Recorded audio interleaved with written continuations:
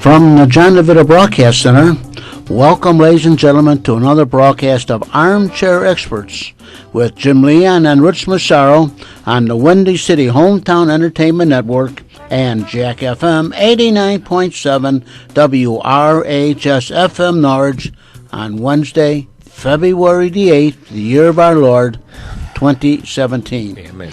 And Amen. now, here they are, live in person with a smile on their face. And a song in their hearts. Jim and Rich. Could you please pass the collection plate, Jim? Yeah, no. Thank you. Thank you. You're welcome. All right, here we are, off again and off and running again, and another hour trying to figure out what to talk about. Well, I wanted to start it out with this. I haven't said this in a while, but I sat down, I looked around, and you know what? Anybody who comes down here is going to be impressed with the setup that John DeVito has. Oh, yeah. And I would say, I'm not going to say it happens every week, but every couple of weeks somebody asks me about, John's studio down here, and I give them the skinny, and I'm thinking maybe John could have a new way to make some money, have a tour of the DeVito studios here. So Then I think what we need to push for then, John, is we need to have a Hall of Fame up here. Hall of Fame pictures, and if WGN could do their Walk of Fame outside their studios that they're about to vacate when they find new quarters, because Tribune Tower was sold. They've got a lease that's still up, but they're at some point in time going to have to move. But they're going to have, they've got their Walk of Fame. John could do something here, too. Why don't they go back to their studios on Bradley Street? That's where they may, who knows, they may wind up there doing that, too. But, by the way, that property was sold, but they've got a long-term lease on it. It was strictly a sale and lease back. And I think they've got minimum of 20 years. Minimum of 20 years there. Because, when that building was originally built way back whenever it was, WGN TV and WGN Radio were both in that building. Right. Because I wired that place up. I ran worked for Illinois Bell at that time, and I ran the cables down Addison Street from the studios all the way down to the telephone office on Sheffield Avenue. Yeah. But that building was just, and I was surprised. Considering the amount of land and everything there, it was only $22 million. But I mean, it was strictly a sale. It was strictly a sale and lease back. So. And years ago, Leonard Baldy used to land there in the heliport there, right there alongside the studios. Right. Well, which WGN helicopter operator was killed in the Leonard helicopter? Baldy. Was that Baldy? Yes, Baldy and Irv Hayden then too. A number of years later. Oh, Irv Hayden too was sick? Sure. I don't remember Irv that Hayden died too. Wow. Okay. So all right, we've taken a walk down memory lane. And here. then also one more got killed in a helicopter was Bob Collins. Oh, No, Bob that Collins. was not a helicopter. That was an airplane. Oh, that was in an airplane? That was an airplane. Oh, okay. Right. That was an airplane. Because he liked to fly. Mm-hmm. So, all right. Well, we've got the day off to a sizzling start. sizzling start. So, did you watch the game?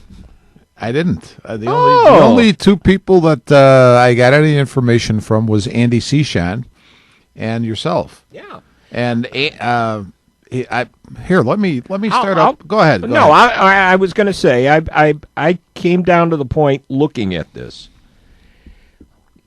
After after New England scored with 5:56 to play and made it 28-20. We're down to a one-possession game here now, 5:56 to play. Kicked off to Atlanta. Atlanta's first play, Ryan passed to Devonta Freeman to the left for 39 yards. Atlanta started at the 10. Moves the ball up to the 49. Devonta Freeman ran right for 2 yards. Then he hit, so it took him across midfield. Ryan then hit Julio Jones for 27 yards. Take the ball down to the 22. End of the ball game, right? If they didn't do anything else, if they couldn't move the ball from that point on, you got what? a 39-yard field goal, Yeah. make it a 2-score game, more than likely they would have won the ball game. Here's where everything went wrong. Okay. Freeman to the left, 1-yard loss. Ryan drops back to pass, sacked for a 12-yard loss. You're still relatively within field goal range, even after that 12-yard loss. Or, you would have been it would have been a long kick. But then there was a holding penalty. Then there was a holding penalty, and that was it. You gave the ball back to New England, and they took it down the field. Jim, one of the lamest things to come out of that game was I keep hearing people say Other than cover- the Honda commercial. to cover Atlanta's rear end is they're a passing team. That's what got Right, them there. right, You know right. what? That is about as lame as you can Right, get. You're right. I don't care what kind of team you are. You're there to win the game. You know what? I don't care if he knelt down 3 times and then He they could kicked have. the field goal. He could have, know. because you would have forced. I don't remember at that point in time. I'd have to go back and look at the play-by-play. I don't know if Atlanta had any timeouts left at that point. I think when they got the ball back after New England scored, it was said they had no timeouts left. But New England had 2 timeouts. If you would have just taken a knee, you would have forced New England to use timeouts. Yeah, that's for sure. Kick a field goal. It's a 2-score game. Well, It's a I'm two-possession thinking game. that if you take a knee 3 times, assuming they had a first down. They had a first down. So you're talking about probably. Say you don't take a knee. Say you want to. Say he sneaks it 3 times. So in other words, you're not just taking a knee. You're maybe advancing the ball a yard or 2. Maybe you get a yard or 2. Now, you can take up a little bit more time. You can take a delay a game, Right. and now you're going to kick a 40-some yard field Maybe goal, probably, possibly. You'd be kicking roughly, when they had the ball at the 22, you would have figured if they did nothing else, it would be about a 39-yard field goal. Right. So what I'm saying though is, if you did something that you're not going to see anybody do, but say they took let's just say they took the knee, so now you're going to be able to take almost 3 minutes off the clock doing that. So now you take a delay of the game after the third kneel down. So now you move the ball back 5. You're talking about a 44-yard field goal, but also you've knocked probably over 3 minutes off the clock, out of 5 some minutes. Am I correct? Yeah. So at that point in time, after, all right, they got the ball. When they were at the 22, there was 4:40 left on the clock, or 4:47 on the clock when they got the ball at the after that pass. So let's be conservative and say they could probably got it at least down to the 2-minute warning. They would have got it down probably to the 2-minute warning. Right. So what the thought process was, I can't imagine it. You not only you got beat. You had a team coming back and performing at a high level. Mm-hmm.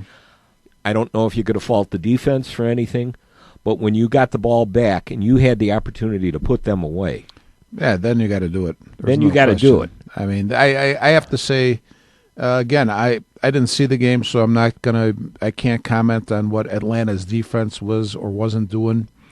But I'd say this: the strategy at the end, with inside of 5 minutes, was poor. To say Horrible. that would be the best that I Horrible. could say. Poor. yeah, I just don't understand. And you know what? To me, as great, and put it this way, it's exciting for anybody who's either neutral or a Patriots fan. The comeback is exciting as can be. yeah. But you know what? Very heavily aided by the Falcons. You're not going to be able to make the whole comeback if it isn't for the poor strategy at the end. yeah. And I don't know. I haven't. I don't know if I've seen Dan Quinn's official, thoughts on this thing. But whatever he says, I'm not buying it. No. It's Did you see the thing today? I don't know if you saw it. Somebody posted a picture of Pete Carroll there and said something like, "Oh, a running play with 2 yards to get into the end zone. What a unique idea, something like that. Yeah. So And it was just, and now you got your offensive coordinator going off to be the head coach at San Francisco, Shanahan. yeah. Do you ever think about this? We mentioned Pete Carroll and the very questionable play call that helped them lose two Super Bowls ago. Cost him a Super Bowl. Cost them a Super Bowl. We're talking about some questionable coaching strategy in this last Super Bowl. You ever think, everybody would say, and I like Bill Belichick. I think he's an excellent coach, a great coach. But do you ever think, here's a guy who basically is really just waiting for the other guy on the other sideline to screw up, and that's all he's got to do. I mean, so That's right. Sometimes you just sit there and you hold them, and guess what? That's the play. Yeah. That's the play to make. Yeah. I can't remember if I heard the quote on TV on Sunday or if it was on the radio talking about Belichick. Belichick said, if you wait until halftime to make adjustments, you've lost the ball game. Interesting. So you have to make adjustments all the way through. That's a great philosophy. Mm-hmm. Yeah, it is. And they started tinkering right away. Oh, this is an interesting thing. Our friend Roger Badish just posted. Here's another one that you'd look at and say, what again? If you remember Professor Irwin Corey, Oh, yeah. the world's foremost authority, died at 102. Wow. Well, I guess he knew how to stay alive a long time. He knew that part at least. Wow. Yeah, died at 102, and he was still doing stand up well into his 90s. Wow. Yeah, but he had and that's a great thought when you think about Belichick saying, if you wait until halftime, the game is gone. Well, Jim, did you see how much of the game did you see? I saw. I think when it got to be 28-9, we decided we had to run to the store, and when we got to Mariano's and we're walking through Mariano's, which, by the way, Mariano's in Naperville on Super Bowl Sundays, you could roll a bowling ball down there. Yeah, they're probably saying, "What the heck are you doing here?" But as we walked by and turned around and looked at the television, looked at the TV screen over the wine bar, something that Harwood Heights doesn't have, by the way. No wine bar here. No wine bar. But I look up and I see the graphic, and it's 28-20. Wow. I'm going, what the Look out. hey? Hey, What the things hey? are happening here. And we had it. Actually, it was even funnier. We had decided, let's just stop at McDonald's near us. We were going to get something, and we walked in. We walked in the door, and the crew at McDonald's. I've never been greeted so warmly at McDonald's because we were the first customers in over an hour. Oh my gosh! And they had oldies playing, and the girls are dancing in there. So we wandered in. We happened to wander into the McDonald's employee Super Bowl watch party. Oh, gee. So we ordered, and we all sat around and watched Super Bowl. The rest of the Super Bowl and the overtime. Man. Yeah. You would. Up in Wisconsin, all the restaurants around my house up there were all closed. Yeah. I was. Yeah. I'm surprised at that. I figured they would have been open. Yeah, you would have thought they would be open. I would have thought they would have been open. Now, Jim, the reason I'm asking you whether you watched, Jimmy Sunshine watched a good part of the game. Told me yesterday that he was wondering. He said he thought in the first half that Atlanta was beating the Patriots up with the running game, especially. He said they were doing a lot of sweeps, and the Pats weren't able to stop them. They were running the ball well, and honestly, I thought the Atlanta defense, that young defense, which a lot of people thought would play well, played exceptionally well. You know, you have your first score. Let's see. Going back here, where is it?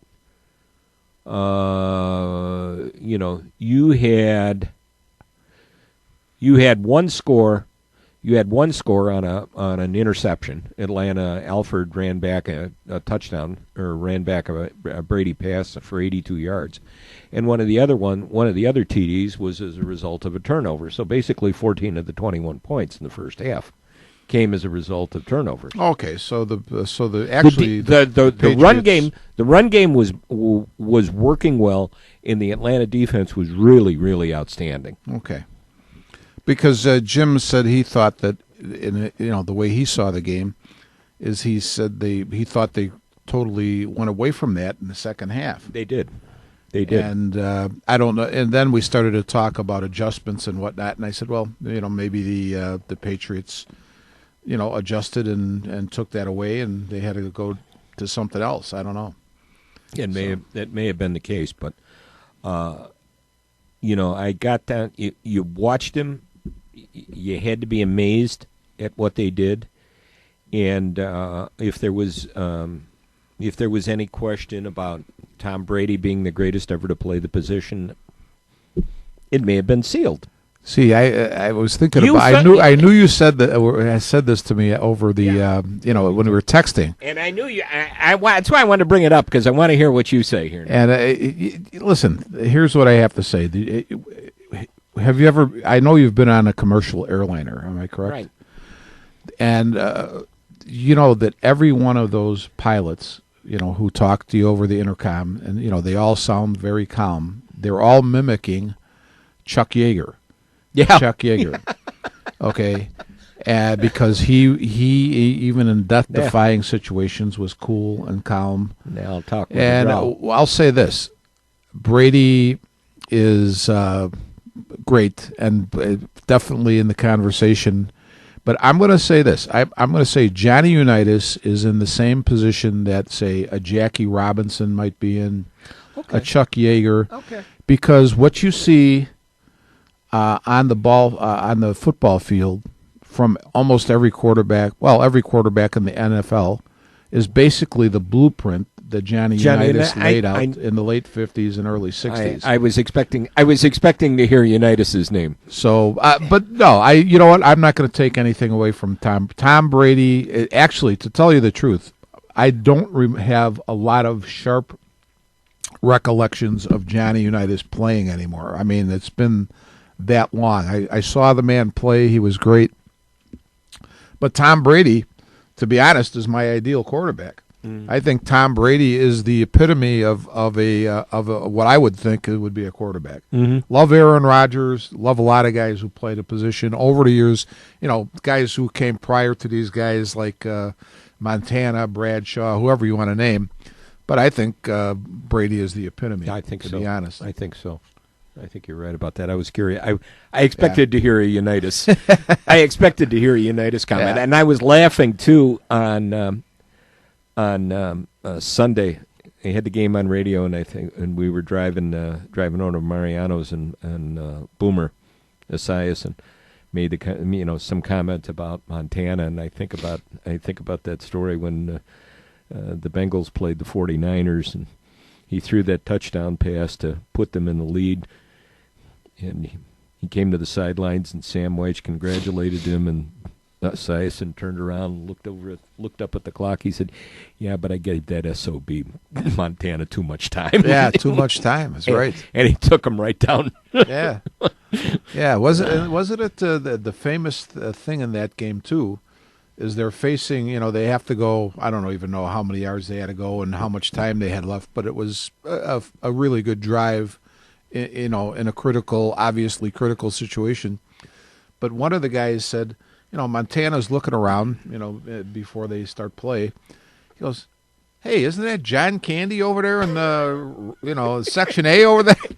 And the guys are like, "Holy crap, we got the Super Bowl on the line, and this guy's stargazing over I know. That's how cool and That's calm how Joe was. All he was, and I always remember when Montana had been injured, and I think it was a back problem or something, and he'd been out.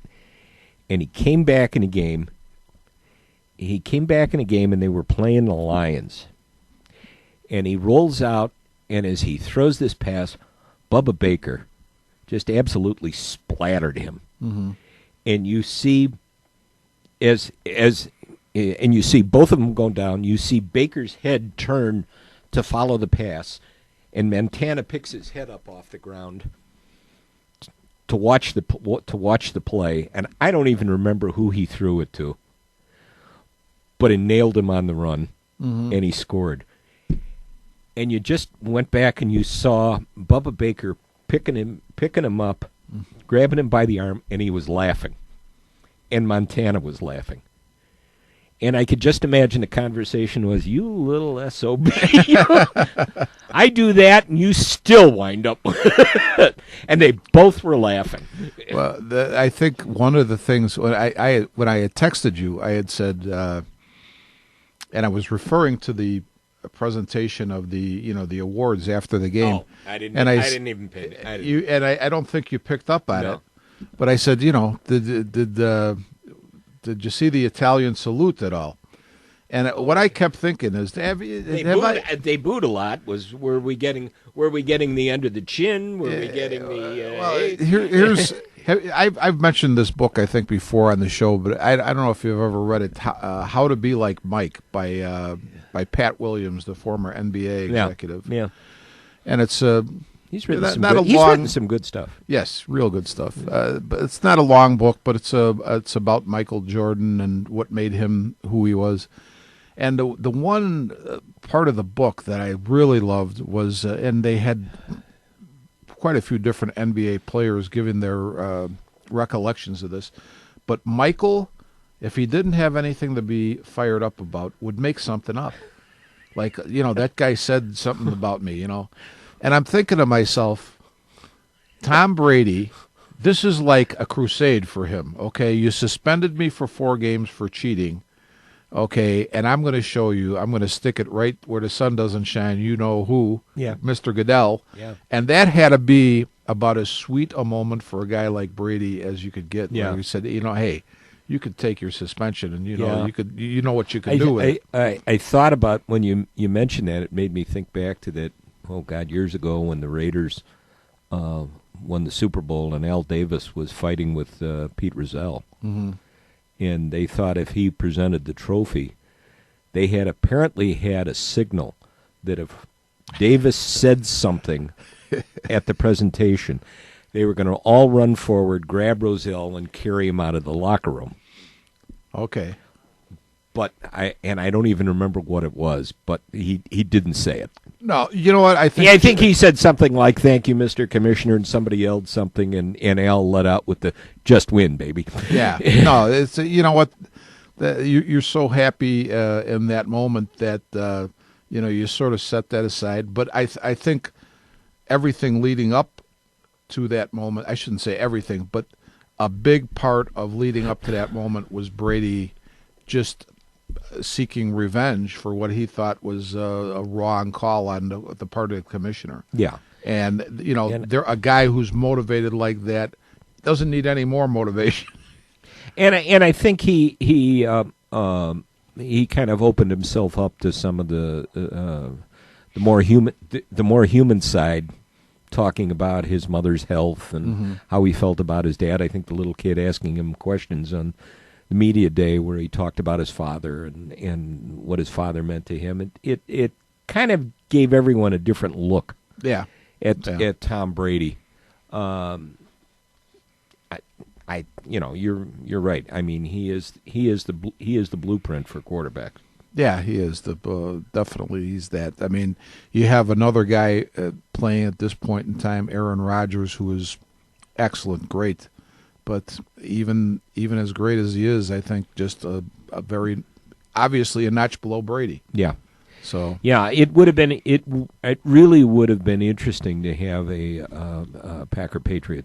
That would have been great. Super Bowl, because that would have been fantastic. The arguments would have been settled. Yes, there. That would have been super. I mean, that would have been a great Super Bowl. Here's I have to say this: when Andy Seshan, he texted me, and then you almost texted immediately after. But his first thoughts were, he asked me, he goes, "Are you watching this game?" And I said, "Nah, I'm sorry, I'm not."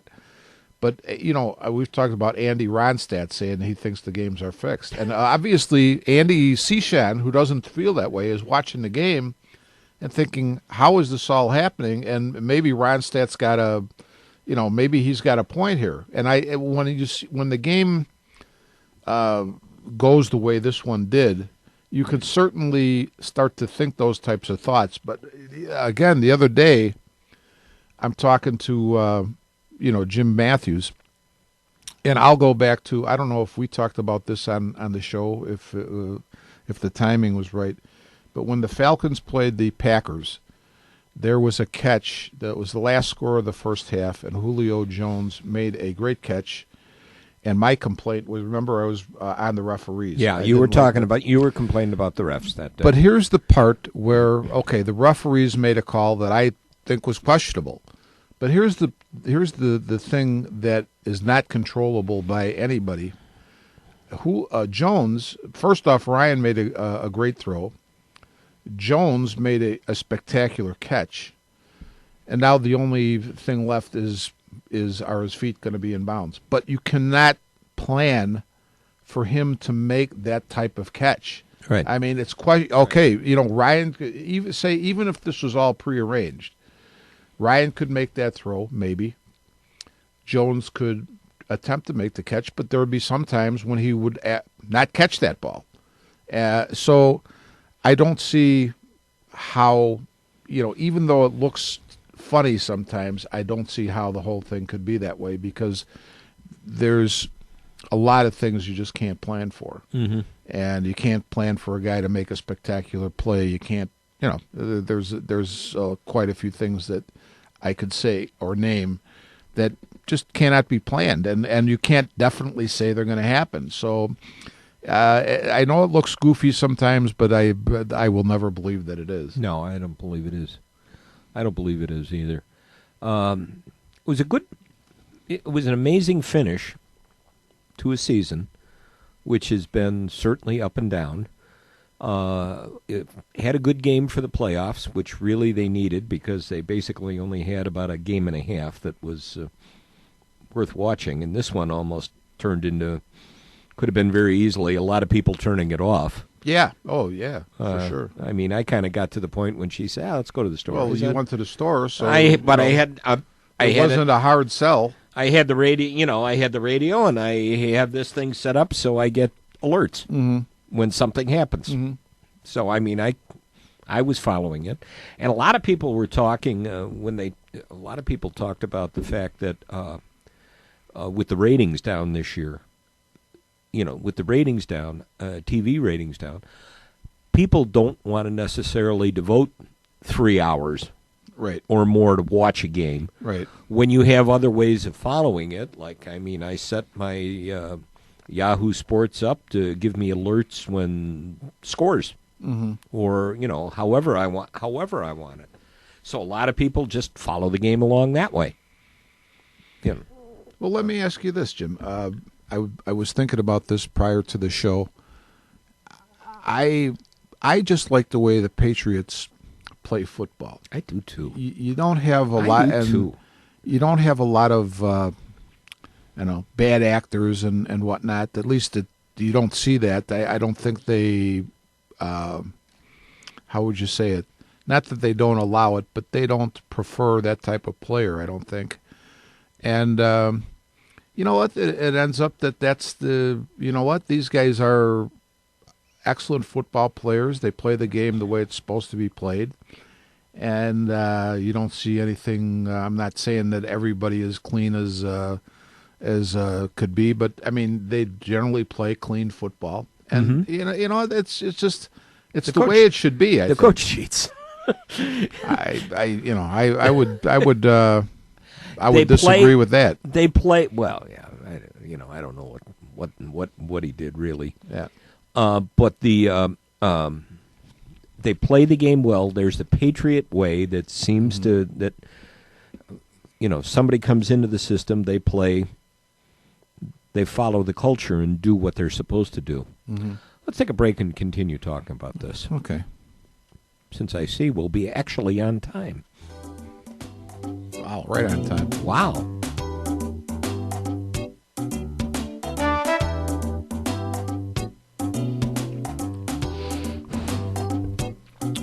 You're listening to Armchair Experts from the John DeVito Broadcast Center on Jack FM 89.7 WRHS FM Norwich and the Windy City Hometown Entertainment Network on Wednesday, February the 8th, the year of our Lord, 2017. And this is Jack FM 89.7 WRHS FM Norwich, Illinois. And now, back to Armchair Experts with Jim Leon and Rich Massaro. All right, let's pick up here. Because I had a thought when I was thinking about this. The players that are on the New England roster, I guess I look at this, and I've heard other people say, that do you have, other than Tom Brady, do you have superstars? Gronk, when he's healthy. I don't know if you'd consider him a superstar. But you have good players that Brady makes better. Mm-hmm. Certainly your running backs, your receivers, and he makes them better. One of the guys I think of when you talk about this, and I think he's an outstanding running back, but it's interesting.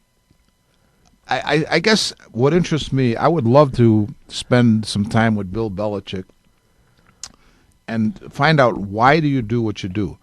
Sunday, James White, I think, ended up with over 100 yards rushing, I want to say. I thought he did. Jim told me this, so it could be wrong. Not Jim Leon, but Jim Matthews. I'll tell you in a second. Or maybe the Patriots got over 100 yards rushing. I'll tell you in a second. Let me go back to the box score for the game, and I'll tell you. Whoop. No. James White had 110 yards receiving. He caught 14 passes. Okay. He ran the ball 6 times for 29 yards. LeGarrette Blount only ran for he was their leading rusher, and he only had 31 yards, and he ran the ball 11 times. Here's what I'm getting to. You have this year you have James White, you had Dion Lewis, you have LeGarrette Blount. One game it's White doing it. One game it's Lewis. Most of the games it's Blount, but the other guys get they have their moments. Right. And it seems like, you know what, LeGarrette Blount, I think, he's the first back. Okay, he's their number one guy, but he's not always the main guy in the running game. Mm-hmm. I mean, it could be Lewis, it could be White, and I'm just curious why. What is this predicated on the team you're playing, the style that the running back has against the team you're playing? I mean, it's just interesting as could be, and the other thing that I'm thinking about is, do you remember, Jim, LeGarrette Blount? Thanks, John. LeGarrette Blount was with the Patriots, and then he went to the Steelers, and he played part of a year with the Steelers. I'm looking up his stats right now. Okay, and he went back to the Patriots. And he went back to the Patriots at the end of the season. And I think he started with Tampa Bay. Okay, part of the success story here is that I think Bill Belichick he definitely has that line in the sand. And you know what? You as a player, I'm not talking about is he going to fine you, is he going to but you as a player need to do what he wants you to do. Mm-hmm. And if you don't do that, enough times, you won't be a player with the Patriots anymore. And I think that's a powerful thing. Yeah. And I'm looking at this here. I mean, for the season, Blount rushed for 1,161 yards and scored 18 touchdowns. Yeah, he had a big year. He had a huge year, and also caught 7 passes. I thought it was more. But I guess the quality of the player. What do you think LeGarrette Blount's salary was? Oh, it's probably not much. I mean, comparatively, I don't know what it was. $760,000. Yeah, and you know what though? I think here's the other thing, and I'm not saying I shouldn't say underpay. $760,000 is a lot of money. Yeah, but here's where the other thing where I see the Patriots being sane in a game where there's insanity as far as salaries. I'm not saying this is his, and I'm talking about Belichick now. I'm not saying this is his way to illustrate to LeGarrette Blount that, okay, we're paying you $760 and that's what you're worth. But in a sense, when he can plug in a couple other running backs and get productive games out of them, really he's illustrating, hey, we don't have to pay a gazillion dollars for a running back. Even a running back who gains 1,100 yards scores 18 touchdowns. Mm-hmm. And I think that's a very good message, because I've always said there was a guy, I think he's still playing, I think he's with the Browns, and he was a top draft choice, DB, Joe, I want to say Joe Hayden maybe. Might be. And Joe Hayden may actually be out of the league now. But I remember seeing some kind of draft special on him, and the Browns were going to lay a ton of money on him. And I said, you know what? I'm not saying this guy's not a good player, but I'm thinking there are positions where, I'll say this, it's contradictory, but it's true. It's hard to get, say, a good corner, a defensive back, okay? But at the same time, they're a dime a dozen. If you see what I'm saying? Sure, I mean, sure. Yeah, there are going to be some that end up being really good. Yeah. But you know what? If they're just regular DBs, they are a dime a dozen. Sure. There's one coming down to You'll be able to, they make the rounds every Tuesday during football season. They get worked out. James White. James White, actually, as far as him this year, and I don't know, didn't pay any attention to New England's team stats. James White only ran the ball 39 times for 166 yards, but he caught 60 passes for 551 yards. I mean, he averaged 34.4 catch. Okay. So now here's the other per game, rather. I'm sorry, not per catch, per game. I don't see I see the Patriots play, a handful of times in a year. What always amazes me is if you think of the Patriots offensively, and I'm not talking about anybody's name like Brady, but what type of team would you say they are offensively? Oh, the Patriots. I mean, I wouldn't the consider running them or a passing team. I would consider them more of a passing team, really. Okay. And here's what I'm going to say. I agree with that, but when I watch the Patriots, I'm amazed. Because every team in the NFL, it seems to me, is running out of the shotgun or the nickel or whatever. Right. The Patriots, I'll bet you, and I don't know where you would find this, I'll bet you they run out of the, and I'll call it the T, and what I mean is the center. Quarterback being under the center. Mm-hmm. I think when I watch them, they run with Brady under center more than any team that I see. That wouldn't surprise me. Yeah. That wouldn't surprise me. And they are considered a passing team. But see, I think that's all part of the I don't know. I'll tell you, the thinking on the Patriots is just outstanding. I'm not going to say brilliant because I wouldn't use that term, or genius, but it's outstanding. Yeah. You consider as far as their passing. Well, okay, this year obviously Brady only missed 4 games, but he still had 432 attempts. Yeah. Year before, over 600. Okay. So yeah. It's like, you talk about watching the Patriots and saying you like to watch them because you just like to watch the way they play football. Mm-hmm. It was like this just recently I saw something about Greg Popovich, the Spurs coach, talking about Golden State. He said, I like to watch Golden State, not because I'm scouting them. I just like to watch them play basketball. Yeah. And that's the same thing. You look at the Patriots, you have guys come to that team maybe knowing that they could make more.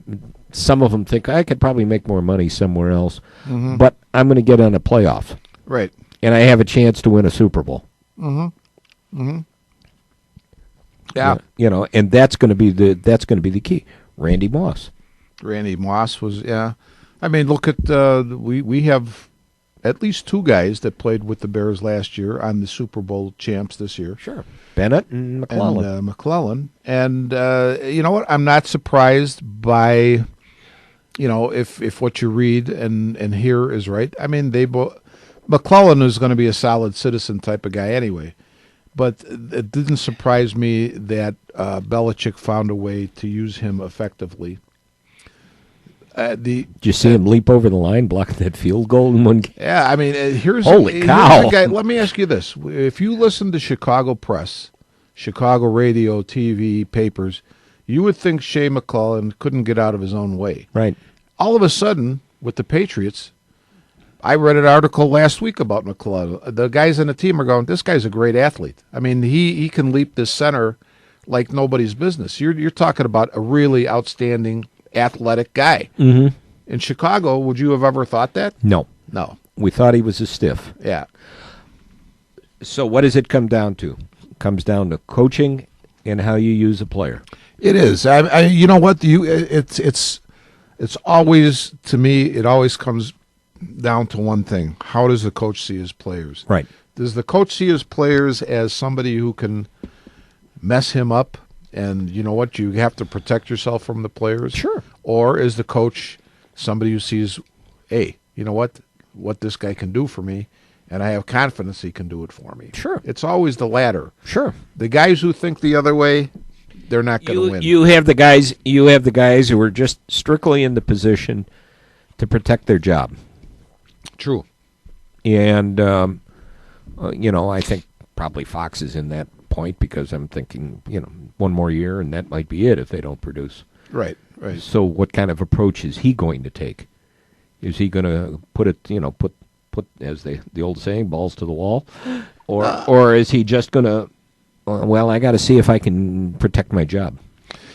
No, I don't think he'd do that. I think he's looking to build on something here, and I think John Fox is a good man and a good coach.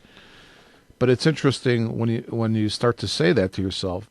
Do I like John Fox as a coach? Yeah, I do. But it's as good a coach as Fox is. How the heck are you going to compare him to a guy like a Belichick? Yeah. And think about the fact that Belichick in his first coaching job with Cleveland absolutely just bombed. Well, I think he bombed because he wasn't in control. He wasn't in control. He's a guy you want to have in control. By the way, the Browns are 400-1 on the early line for the Super Bowl next year. I didn't check the Bears, but I saw the Browns are 400-1. Did you see how many players are on the Patriots roster that came from the Browns? There's probably 3 or 4, plus a couple of Bears. There's some Bears. Plus, on the other side of the coin, in Atlanta, you've got Dimitrov, who came from the Patriots, but originally was with Belichick with the Browns, and Scott Paoli, who was with the Chiefs prior to being with the Falcons now, but also was there with Belichick with the Browns. Mm-hmm. Belichick's comment was, "Yeah, we did have some quite a few good people there. Mm-hmm. Maybe if they would have had a little more patience, maybe Belichick would have eventually turned a corner with the Browns. But that's that's talk. Who the heck could ever have an answer to that? But it's interesting. Well, Dion Lewis. I don't know if we talked about this on the show or if I was just talking about somebody privately. Dion Lewis has been with a number of teams. I'll tell you. I'll tell you in a second. I just looked. I had his career stats open here. But he basically was with the Browns, and the Browns basically cut him loose. And the Patriots. Yeah, I don't think he ever. I don't think he ever played for the Browns in a regular season game because his career stats show him with the Eagles in New England. Yeah. So he's actually the teams that he's been with trying to make the club, he's bounced around a little bit. And you know what? Put it this way. Here's, again, how do you look at a player? Are you looking for a big, spectacular guy? Yeah, hey, everybody wants a Brady, right? Everybody wants. And Ben Brady was sixth round. Yeah, but how about a guy like Dion Lewis, who, okay, here's sort of a niche type of guy. Sure. Okay, you end up with Cleveland, who's a bottom feeder in the NFL. They don't need niche guys. They need guys, impact guys. He was with the Eagles, probably not quite as bad as the Browns, but not a super team. Right. But you know what? Now here's a guy who knows how to play, knows what his role is, and an effective player with the world champions because he knows how to play the game. Mm-hmm. Not a super big impact guy, but a guy who knows how to play the game. Mm-hmm. And that's going to be 95% of your players on whatever team you're talking about. Mm-hmm. So it's just interesting the way the winning teams look at it versus the losing teams. Mm-hmm. And I think that is so huge in who ends up being successful. What are you looking at? What are you looking for? Every guy cannot be an impact player. But if my contention is, you take any player in the league, I don't care who you name, it could be, and whatever position, if he finds the coach who finds the right thing to do with that player will be a successful player. I'm not going to say all pro, Hall of Fame, but a successful player. Sure. So Utilizes his talent. Yep. I can't remember. Earl Weaver had a comment about building with the talent. Mm-hmm. I have to go back and dig it out. It escapes me right now. Well, Weaver is I hadn't been thinking about Earl Weaver, but when you bring a guy like Weaver up, I think about guys like I'll be sitting there thinking, and a name will pop in my head: Elrod Hendricks, Al Bumbry, and I'll be going, hey, that guy was a pretty good long ball hitter. And I'll look at the stats. I'll go, geez, he didn't hit the long ball much at all. But you know what? Weaver used, those are two guys that he used in certain spots. And you know what? My recollections of them were, hey, you know what? This guy jacked the ball once in a while. But you know what? Weaver knew where to use him. He knew when and where to use him. Joe's like that. Madden. Yeah, Joe Madden's. Joe Madden's like that.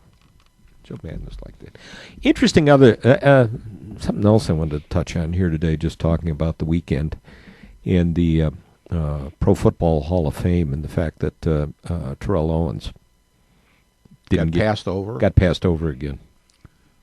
I have no problem with that. Other than the one catch that he made when he was with the Niners, I think Steve Young was the quarterback. He made the second catch after. Oh my God, who the heck are we talking about now?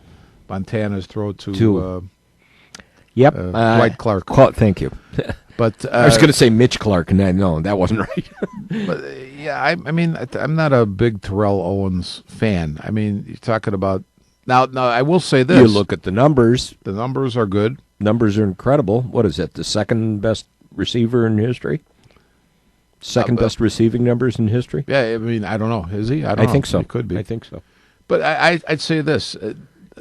I also, I knew we were going to talk about Brady, and that I was going to bring up Unitas. I started to think about the numbers again, and boy, in today's world, the numbers are heavy, heavy, heavy. But I keep going back to, and you can relate to this, your own experience either on a team or even in life, where you were in a situation and you were a teammate or you were a friend, and you had confidence that person who was your teammate or your friend, that was the type of person you knew was you could have confidence in them. Mm-hmm. And I think I'm not sure that Terrell Owens, and I'm not saying on the field because obviously his numbers say something totally different, but I wonder if you truthfully talk to the guys he played with, what their confidence in him as a teammate was. In the sense of, is this guy really a teammate? Right. Or is he just really all for Terrell? This was one of the comments that came out, that he wasn't really a good teammate. Mm-hmm. Off the field, he wasn't a good teammate. Yeah. But then again, look at somebody else who's in the Hall of Fame, and I'm thinking the first name that comes into my mind is Charles Haley, who Matt Millen once described as a total rectum off the field. But on the field, you want him next to you. Yeah. You know. Yeah. Yeah. But that's a man who made the Hall of Fame. And it was kind of interesting. I was listening over the weekend. I think I was listening on Saturday or Sunday. And I had the score on, and Barry Rosner was on. Might have been Saturday, and because they were, if it was Sunday, they would one day they talked more baseball than anything else. May have been Sunday now, come to think of it. They started to talk about the Hall of Fame, and they started to talk about similar issues with the Baseball Hall of Fame, about players whose numbers may have recorded, may have assured them a spot in the Hall of Fame, but for some reason aren't in it. And he said that, you have to keep in mind that the voting process is different from the Baseball Hall of Fame, because you got the Baseball Writers Association, the paragon of virtues that they are. Yeah, right. But you've got a selection committee on the Pro Football Hall of Fame of, I think, 48 people.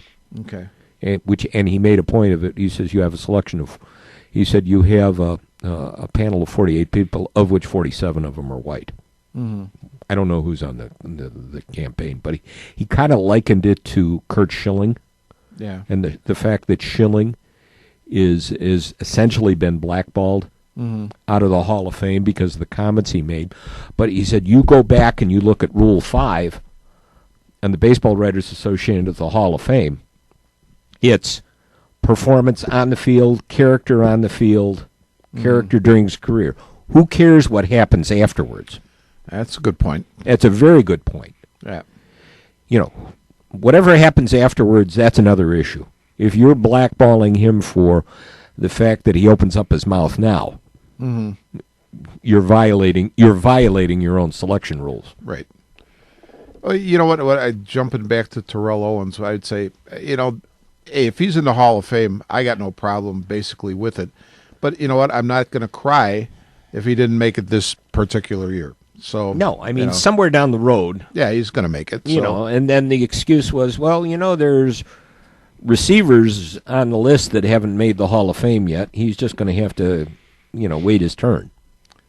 Oh, I don't know. Which I think is a bunch of garbage. You know what? I think the Hall of Fame voting is just getting. I put it this way: in the two sports that really seem to get the most publicity about it, Political. Football and baseball, it's become. I don't even know how to categorize it. I don't even know if we could call it more political than before, or, well, he wasn't nice to me. He didn't give me an interview, so therefore I won't vote for him. Yeah.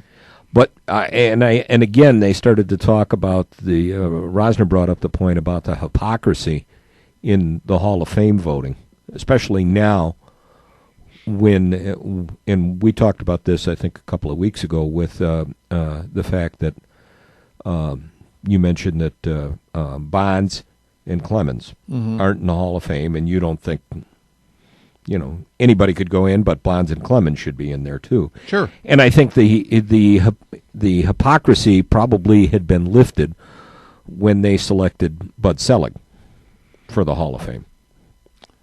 Yeah, you know what, Jim? I could tell you what, I'm, and I'm not saying this to pat myself in the back. I'm in the Hall of Fame, okay? And you know what? When I think about that, I think, hey, somebody liked me. They nominated me. They were able to talk the people who did the voting into electing me, and I'm in the Hall of Fame. I'm not saying I don't belong, but there's a lot of people who, depending on your particular criteria, could easily be in that Hall of Fame before I am. Sure. And so it becomes a, to me, it's not that it's a joke, but it's very, very, not very objective. It's very subjective. Right. And I agree. So it's always going to be flawed. Let's put it that way. I agree. We had talked, I think we had talked about, actually just going back to the Baseball Hall of Fame, that Bagwell, Tim Raines, and Rodriguez, Pudge Rodriguez being selected. And again, it's kind of subjective, but it's a measure of how they compare to other Hall of Famers. And it goes up. Mr. Sabermetrics came up with that. Bill, why do I forget his name suddenly? Bill James. Bill James. And he looked at, he compared with the index being 100 being the prototypical average Hall of Famer. Bagwell was 150. I think Rodriguez was in the 120s. And Tim Raines was like 97, so he was like borderline. Interesting. I thought that was an interesting point. But you know what? I have to say this, though. When you start to, and again, because it's so subjective, I started to read, and more was written about Tim Raines because he actually played in Chicago as opposed to Rodriguez or Bagwell. So you got to read a little bit more about him being in the Hall of Fame. And when they talked to different players who were teammates, everybody liked him as a teammate. And some of the interesting thing was, I want to say he had the is he second to? Is it Ricky Henderson? I think it's. I think it's Henderson. Steals and home runs. The most for a leadoff man. Yeah. And when you again, like here in Chicago, he didn't have the opportunity to play with a championship team. And that probably wasn't his fault, because when you listen to his teammates, they'll say, hey, I love when this guy got on base. He totally disrupted the other team and this and that. Sure. And so you got a little – now, for me, if you shot Tim Raines' name at me, I would sort of agree with Bill James in that sense. I'd say borderline. Marginal. When you talk to the people who actually played on the same team with him, like, okay, but you know what? You're sort of convincing me, And then when you look at the actual – statistics, which I'm not totally 100% a stats guy, but you're saying, okay, this guy's stats are the real deal. I mean, he's up there with the best, probably the best leadoff man ever, Ricky Henderson. Sure. So yeah. That's what makes things interesting. That's why we get together every couple of weeks and talk about this stuff. We got about 2 minutes left. What else is on your mind? I don't know. As I said to you before the show started, it's Skandor Akbar all day, all the time. And I'm telling you, our guy for this coming college football season is Kobe Buffalo Meat. You guys all out there, you watch Illinois State football. Kobe Buffalo Meat. I might actually watch Illinois State Illinois State football just to see Kobe Buffalo Meat. He's an offensive lineman, 6'7", 285. And Jimmy Kimmel had him on, had an interview with him. And it was kind of fun. Well, he's Native American. Yeah. And he says, interesting name. What are your parents' names? And I think it was something like, well, Ray Buffalo Meat and Paula Buffalo Meat. What's you got brothers and sisters? Yeah. Well, one of them is Anthony. And, yeah. Well, how come, that all sounds normal. How come you got Kobe? Well, Kobe Bryant was playing then. And yeah. Yeah, sure. I hope he gets a chance to play. I hope he does well, because if I want to be able to go down to Illinois State and get a Kobe Buffalo Meat jersey just so I can have that. That would be cool. That would be cool. By the way, did you see? And they asked, and Kimmel asked him. They said, "Well, what do your coaches call you?" He said, "Well, I got one who calls me Meat. Another guy calls me Beef. Another guy calls me Buff." Speaking of Kobe's, it made me think that there's 3 new biographies out, sports biographies, and all outstanding guys. Kobe Bryant, and written by Roland Lazenby. And if you've ever read anything by Roland Lazenby, very good. He's written a lot of stuff about the Lakers. Yes. And you know what? Here's a guy who gives you a lot of, he's very thorough, but at the same time the story flows. Excellent writer, I would say. Then new biography about Brett Favre and also Steve Young. Oh, okay. So all 3 of those are out. I'll give you an old one to take a look back, and it kind of came to light with her recent passing. If you want an absolutely funny read, pick up Wishful Drinking by Carrie Fisher. Oh, really? Okay. Oh, very funny. Okay. Very funny. She kind of talks about the fact that she's a product of Hollywood inbreeding. Okay. and she had it was a good laugh talking about her father, that Was her father Eddie father Fisher. Eddie Fisher? Eddie Okay. Fisher talking about, divorced Debbie. Elizabeth ran off and kicked him out. He said, and then my father went on and he married. She referred to her as Miss Louisiana. And he said it was nice. She was only 3 years older than me. Oh, jeez. He says, but what happened? They got divorced. Then my father married a Chinese woman, lived in San Francisco and married a Chinese woman. He said, this was good. She had a lot of money. So this was perfect for my father because he had gone bankrupt like 4 times already. Mm-hmm. And he said, and she goes, yes, I bet you're thinking they got divorced. Wrong. She died. Oh, jeez. So now my father's got the money, and he's dating every woman in Chinatown. She said, and she said, by that time my father had had so much plastic surgery and so many facelifts, he looked Chinese. Jim, I know we're a little bit past the timeline, but it's interesting when you brought up Carrie Fisher and of course Eddie Fisher. When I was a kid, Eddie Fisher was probably, I don't know how much of a career he had, but he was probably ending up his career. And I can remember, my parents, probably like your parents were young people, and they kept up with a lot of this news Sure. about entertainers and whatnot. And it always seemed to me, I can't remember anything particular, but they didn't seem like they were too hot on Eddie Fisher. I don't know if it was as a personality or as a performer. But did you get any of the same idea? I think a lot of people kind of got, when he was married to Debbie Reynolds, they were like America's sweethearts. Okay. And the whole issue with Elizabeth Taylor, Fisher's best friend was Mike Todd, Okay. who was married to Elizabeth Taylor. And when when Mike Todd died in a plane crash, he went off to comfort Elizabeth, and Carrie described how he eventually comforted her. Yeah. And left Debbie. Okay. Left Debbie. And then he got his just due when she dumped him for Richard Burton. Now, John or Jim, do you? He was a singer, right? Eddie He was Fisher. a singer. You've got some Eddie Fisher music in the archives. You're not sure. You got "Oh My Papa." Is that his? That was like his big hit. Because that's what I was going to ask. What were his big numbers? Oh My Papa, and what was it? Anytime too. Yeah. Okay. We the archivist in the control room there, John. John, I noticed you posted a big band show recently.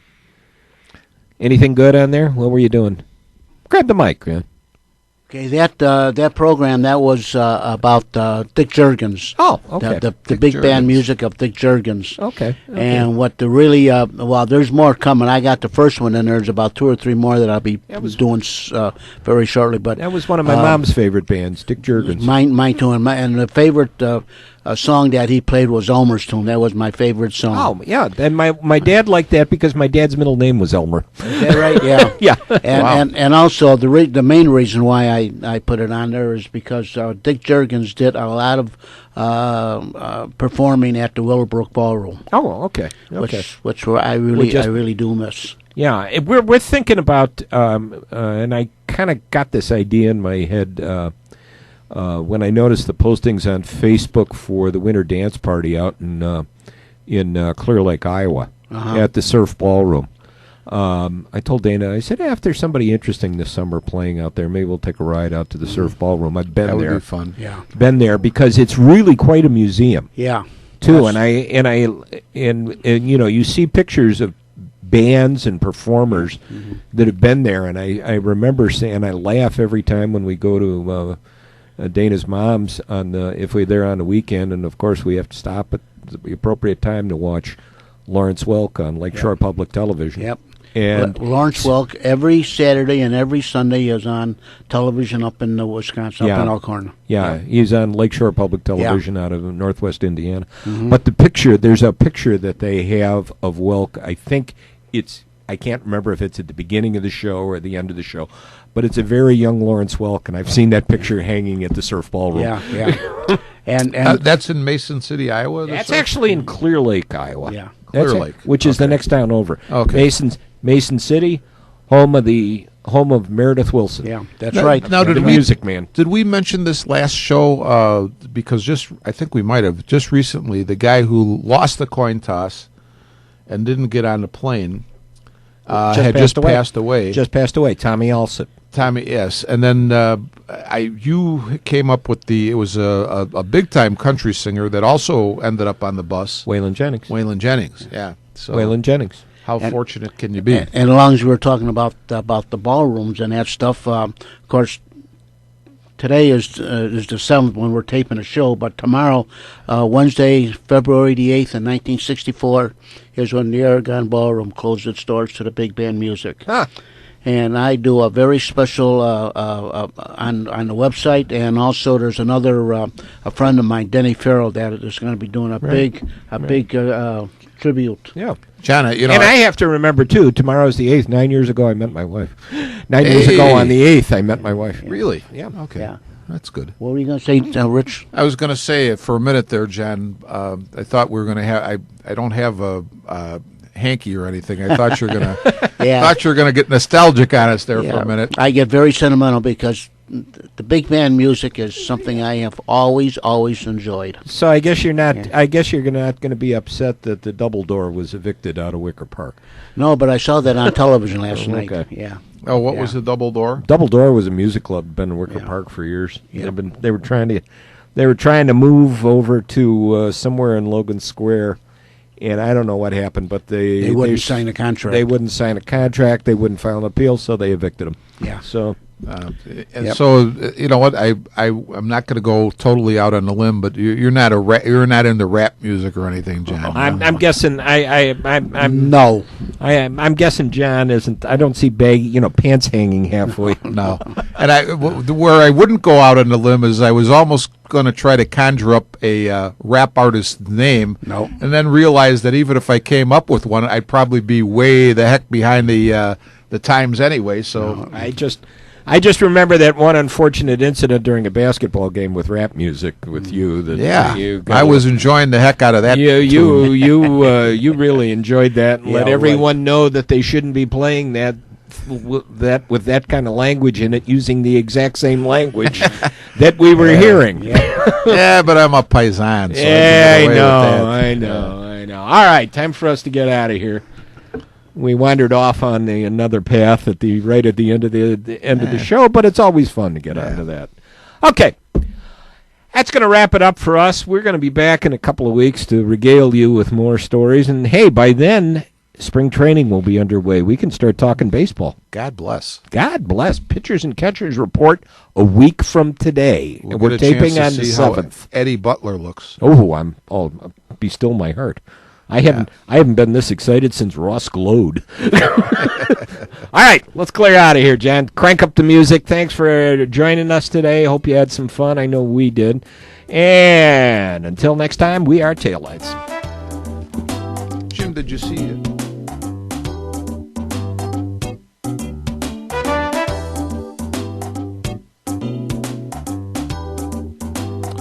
You have been listening to Armchair Experts from the John DeVito Broadcast Center on Wednesday, February the 8th on Jack FM 89.7, WRHS FM Norwich, and the Windy City Hometown Entertainment Network with Jim Leon and Rich Massaro.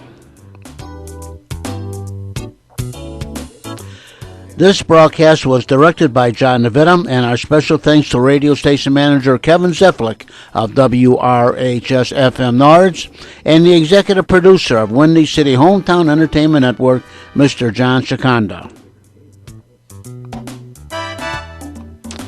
Today's broadcast was pre-recorded on Tuesday, February the 7th, the year 2017. Until next time, friends, please be safe and thanks for listening.